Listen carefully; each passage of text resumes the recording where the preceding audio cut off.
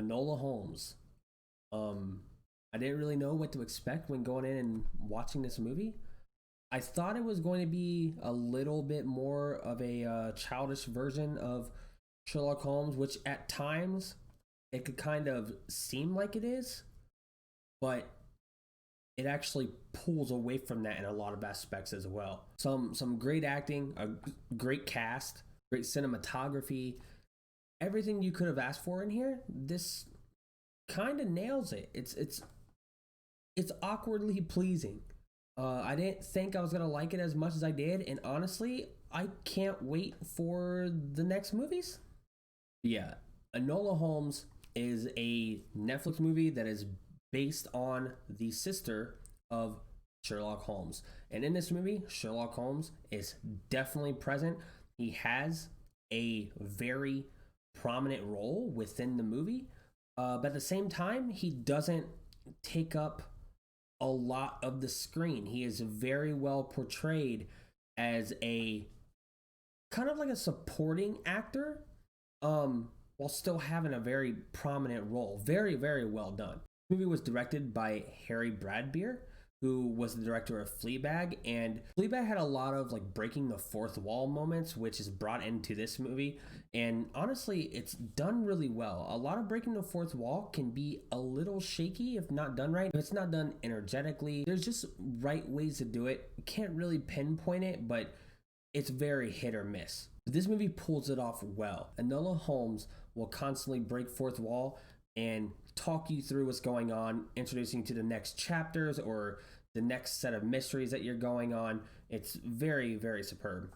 Enola Holmes is played by Millie Bobby Brown. You guys might know her as Elle or 11 in Stranger Things. I'm super happy she's showing off her range and her skill with what she can do. She is a phenomenal actress, and this right here proves it. It's completely different in what she's done in Stranger Things. I know she's done some other films and some other roles, but this one is just miles opposite of what you see in Stranger Things, and she's phenomenal at it. Now, Enola Holmes is the little sister of Sherlock Holmes.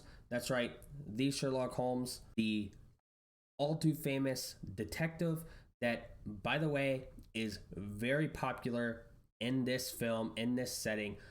He is a worldwide celebrity at this point. Everyone knows who he is. And he kind of has like this pompous attitude, but a very playful and down to earth type of attitude as well. Very well done. And Sherlock is played by Henry Cavill, formerly of Superman, and a lot of people's gonna know him as Superman. He was in like Justice League. He was in Batman vs Superman. Going in, I wasn't quite sure how I thought of him playing Sherlock Holmes, but he pulls it off really well. I don't think we've ever seen a Sherlock this this jacked. You could tell within the costume department they wanted you to know that he is still jacked. I mean, everything that he wore looked like it was possibly a size too small or like just barely fit, which is okay because when you're Henry Cavill, I mean, it, believe me, I'm sure you want to show off that. No, but surprisingly, he struck me as a very good Sherlock. I think Henry Cavill and Millie Bobby Brown are really good chemistry, and I want to see more of it. I want to see where it goes. You have the brother to Sherlock, Mycroft Holmes, and he is played by Sam Claflin. You guys might know him as Finnick in The Hunger Games. Now with him, like I couldn't quite put my finger on. He's that guy that you want to hate within the movie. Like you really don't want to like him, but at the same time, he's one of those guys where he just wanted what he thought was the best interest for his sister, even though it seemed like what he wanted for her was what he thought was best for her. He still had in his own mind some good motives. It's not like he did it out of hate. So that's why I have a tough time like just depicting him as kind of like a bad guy, because he wasn't a bad guy per se. He just has a different way of thinking. You have the mother to the Holmes children, Helena Bonham Carter. She is wonderful. She can do anything. What else can you say about her? She's literally played almost every single role you can think of, from the outlandish to the witty to the mean-spirited to everything. Like she's played it all, and she has excelled at every role, and there's no difference here. For the little amount of time that she's in it, she's still a very prominent character. Every time she gets screen time, she slays it. Amazing. Now, as for the story itself, it's basically a search within a search within a search. If you like mysteries, if you like searching for things, this is going to be right up your alley. Of course, it is a Holmes movie, so therefore it's going to be derivative around mysteries, but in particular, a lot of word solving. It seems like everything in this movie, when it came down to mystery wise, seemed like it had something to do with word solving, rearranging letters and rearranging words to find certain answers, to make different words spelled backwards, which is like Enola, which means alone. It's Enola is alone backwards. There's a lot of that type of stuff within this movie, a lot of it. It doesn't take away from the mysteries itself. Now, the mysteries itself, even though it's not hard to solve, they still require thought, which I thought was pretty cool. Now, as the first movie in what's soon to be most likely a series of movies, because there is 5 books in the Enola Holmes mystery series that is written by Nancy Springer. I know these type of introduction movies can usually fall into that trap of it has to introduce the characters while still trying to have a story of its own. I know that that can be a little hard to nail down, but I felt like this movie nailed it. Nothing seemed to drag. It didn't seem like it wasted too much time on backstory. It got straight to the points and went full on ahead with the story of its own. Now, one of the subplots in here is pretty much Enola Holmes being just as smart, if not maybe smarter than Sherlock.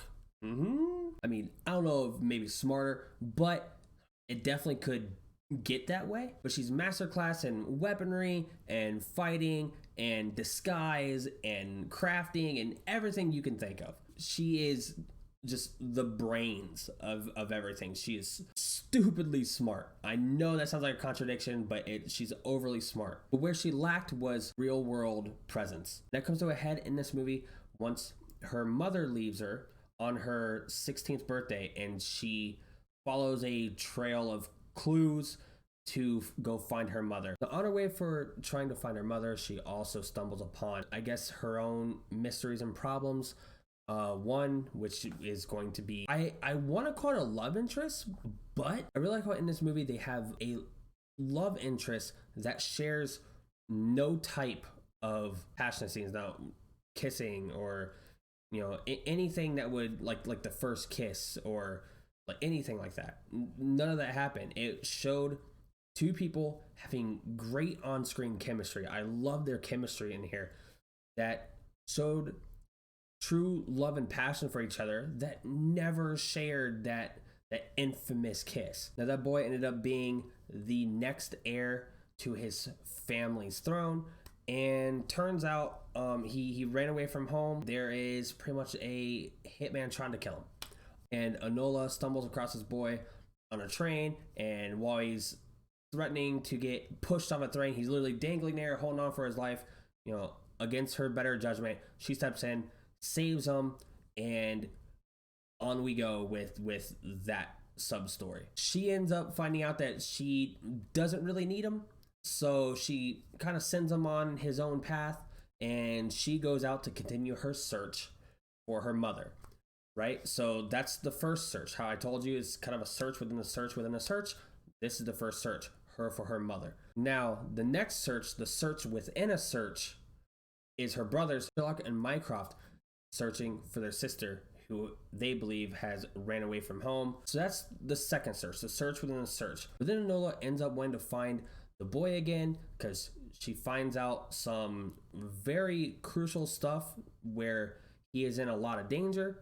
So she wants to find him to make things right or to save him. So now Enola is searching for the boy. So that is a search within a search within a search. 3 searches within a searches, and they're all searching for each other at the same time. And for some reason, it doesn't really get confusing. It all just feels right, I guess. I don't know. And oh yeah, there's on the train scene, they like jump off a train. I just thought that was funny. On the train scene, they jump off a train and they don't like jump into a river or like a ravine or anything like that. No, they jump into the grass, this big hill. And they just keep rolling and rolling and rolling down the grass until they get to like a rock side. and they stop right before they hit the rock side. And when they're coming to, nothing is out of the way. Like their hair still seems fine. No grass stains on their clothes. Like the only thing that happens is the boy says, "I'm missing a button." And like that's it. I'm like, it seems like a lot more should have been in peril there. Just like any other type of like mystery or disguise movie, there's tons of different disguises in here. She pays people to switch clothes with her, and it doesn't matter the gender. It's she pays you to switch clothes with her. So she's wearing a dress and you're wearing clothes that's kind of like a newspaper boy. She's gonna pay you and you're gonna wear the dress, and she's gonna wear the newspaper boy outfit, and she pays you £5, which at that point, I think I would take two. I would support a dress for £5. Now, I'm not really gonna get into spoilers or anything. Overall, this film keeps you captivated, keeps you watching. This film doesn't feel too long.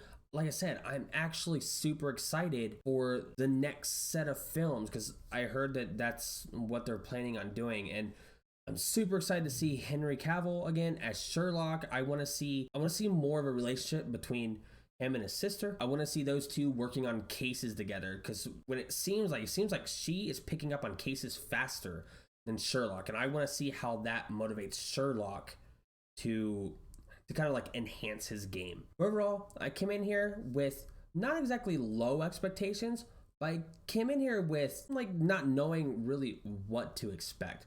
Like I said, I came in here thinking more of like a childish movie, but it wasn't. It appeals to all ages. There's stuff in there that adults are gonna like. There's stuff in there that teenagers are gonna like and children are gonna like. It's a great film that I honestly can't wait for more. So with that, I actually give this film a B+. I think you should check it out. It's definitely one worth the watching, whether it's on your own, with a significant other, or with your family. I think all three will suffice. With that, stay tuned for the next review. I'll be back in no time. Later.